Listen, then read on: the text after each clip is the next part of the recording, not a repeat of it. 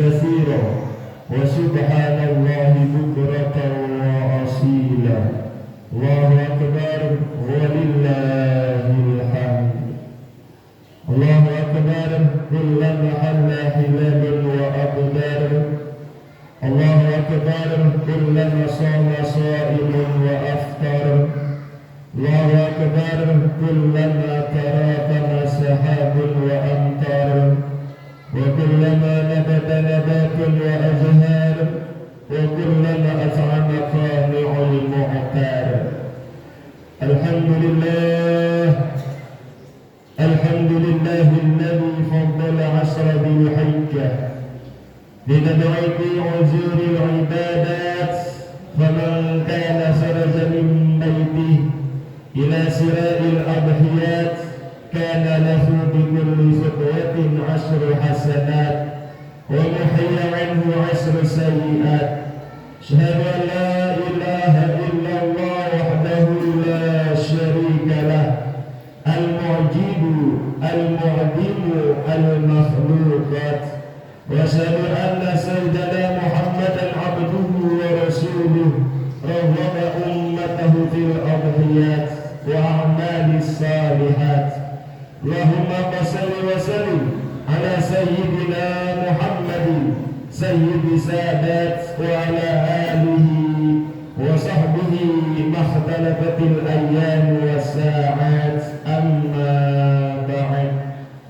فيا عباد الله أوصيكم ونفسي بتقوى الله وطاعته لعلكم تفلحون اتقوا الله حق تقاته ولا تموتن إلا وأنتم مسلمون فقد قال الله تعالى في كتابه الكريم أعوذ بالله من الشيطان الرجيم بسم الله الرحمن الرحيم فيه آيات بينة مقام إبراهيم ودخله كان آمنا ولله على الناس حج البيت من استطاع إليه السبيل ومن كفر فإن الله غني عن العالمين.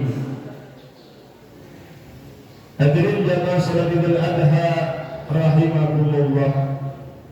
Kita bersyukur atas segala nikmat yang Allah berikan kepada kita pada pagi hari ini.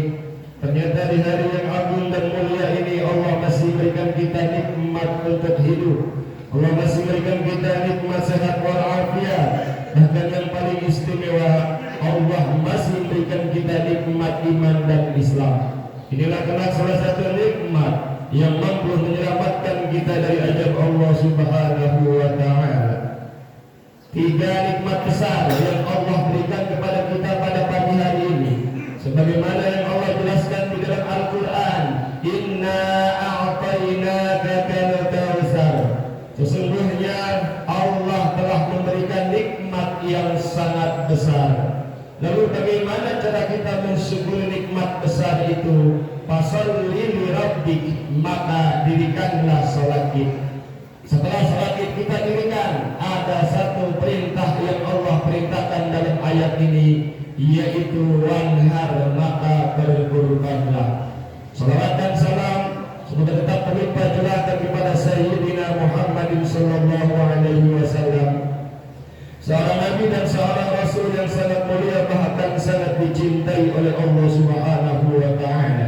Lalu memberi ini satu berwasiat khususnya kepada diri satu sendiri dan umumnya kepada hadirin sekalian. Marilah kita bersama-sama meningkatkan nilai kualitas dan kuantitas ketakwaan kita kepada Allah Subhanahu wa ta'ala.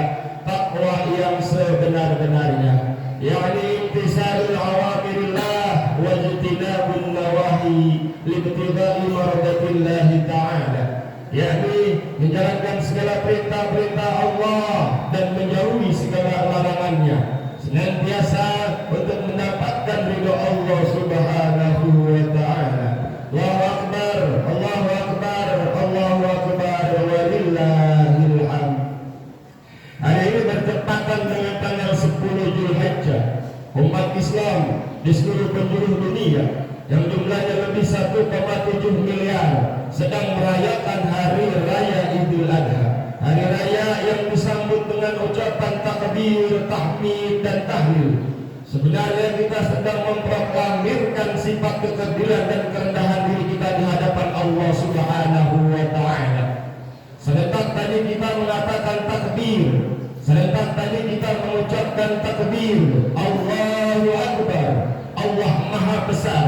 Kalau Allah yang Maha Besar berarti keluargaku kecil. Allahu Akbar, Allah Maha Besar. Kalau Allah yang Maha Besar berarti hartaku kecil. Allahu Akbar, Allah Maha Besar.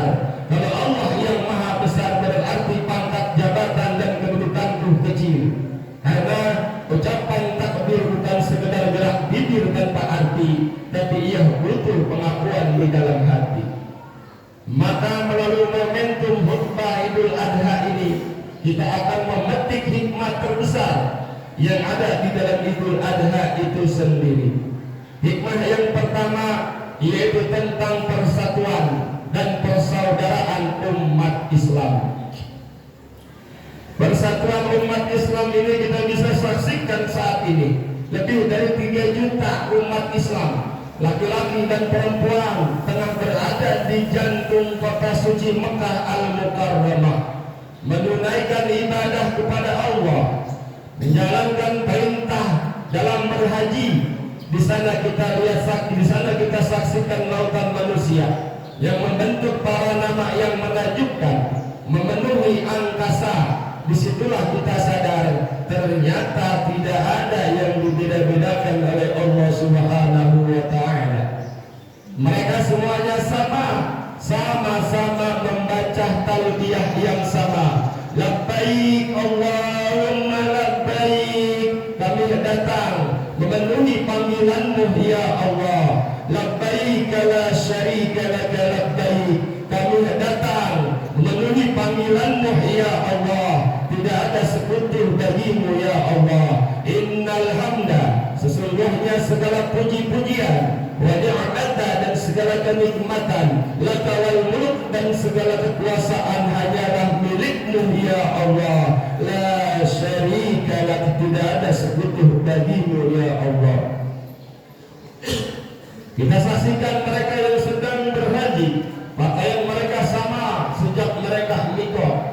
Mereka hanya mengenakan 2 helai kain berwarna putih, sama seperti kain kapan pembungkus mayit.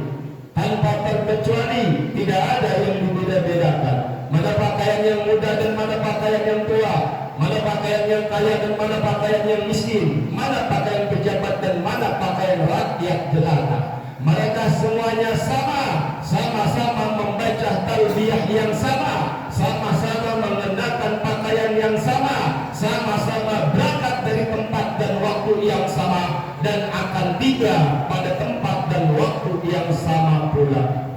Islam sedang mengajarkan tentang persatuan dan persaudaraan melalui spiritual ibadah haji. Kalau hari ini kita yang berkumpul di Masjid Jami'ul Huda, kita bersatu karena kita satu darah, kita bersaudara karena kita satu suku dan satu bahasa. Maka Allah ajarkan melalui Idul Adha ada persatuan yang lebih hebat, ada persaudaraan yang lebih dahsyat, yaitu bersatu dan bersaudara karena kalimat la ilaha illallah Muhammadur Rasulullah. Alaiha nahya, karena kalimat la ilaha illallah kita dihidupkan. Wa alaiha namut, dan dengan kalimat la ilaha illallah kita akan dimatikan. Wa biha nub'atsu, dan dengan kalimat la ilaha illallah kita akan dibangkitkan dari kubur kita untuk dimintakan pertanggungjawaban di hadapan Allah Subhanahu wa Ta'ala. Allahu Akbar, Allahu Akbar, Allahu Akbar, walillahil hamd. Lalu hikmah yang kedua, belajarlah dari pengorbanan dan perjuangan Nabi Allah Ibrahim alaihi salam. Nabi Allah Ibrahim alaihi salam adalah seorang nabi yang mendapatkan gelar sebagai Khalilullah, sebagai kekasihnya Allah. Namanya tertulis, namanya termaktub 69 kali di dalam Al-Quran. Bahkan namanya Allah jadikan sebagai nama surat di dalam Al-Quran. Bahkan doa pembuka dari setiap sholat kita itu merupakan cerminan dan karakteristik Nabi Allah Ibrahim alaihissalam. Di masa hidupnya Nabi Allah Ibrahim alaihissalam diklaim oleh orang Yahudi. Orang Yahudi mengatakan bahwa Ibrahim adalah orang Yahudi. Begitu juga dengan orang Nasrani. Orang Nasrani mengatakan bahwa Ibrahim adalah orang Nasrani. Tetapi Allah bantah pengakuan orang Yahudi. Orang Nasrani itu dengan menurunkan ayat wa ma kana Ibrahimu Yahudiyan wala Nasraniyan walakinna hanifan musliman wa ma kana minal musyrikin. Ibrahim bukanlah orang Yahudi kata Allah.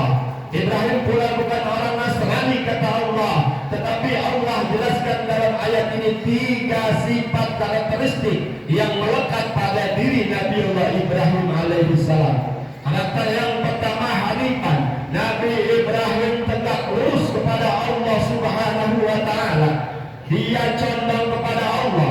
Dia tidak condong kepada anaknya. Dia tidak condong kepada bapaknya. Tetapi Ibrahim condong dan tegak lurus kepada Allah subhanahu wa ta'ala. Lalu karakteristik yang kedua musliman. Nabi Ibrahim berserah diri kepada Allah. Ibrahim tidak berserah diri kepada hartanya. Ibrahim pula tidak berserah diri kepada bapaknya.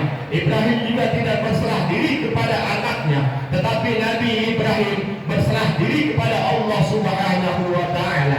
Lalu karakteristik yang ketiga wa ma kana minal musyrikin. Dan Ibrahim bukanlah termasuk dari golongan orang-orang yang menyekutukan Allah subhanahu wa ta'ala.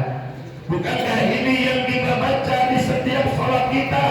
Inni wajahtu wajhiya lilladzi fataras samawati wal ardh. Aku hadapkan wajahku ke penguasa langit dan bumi, hanifan musliman wa ma ana minal musyrikin. Kami tegak lurus kepada Allah.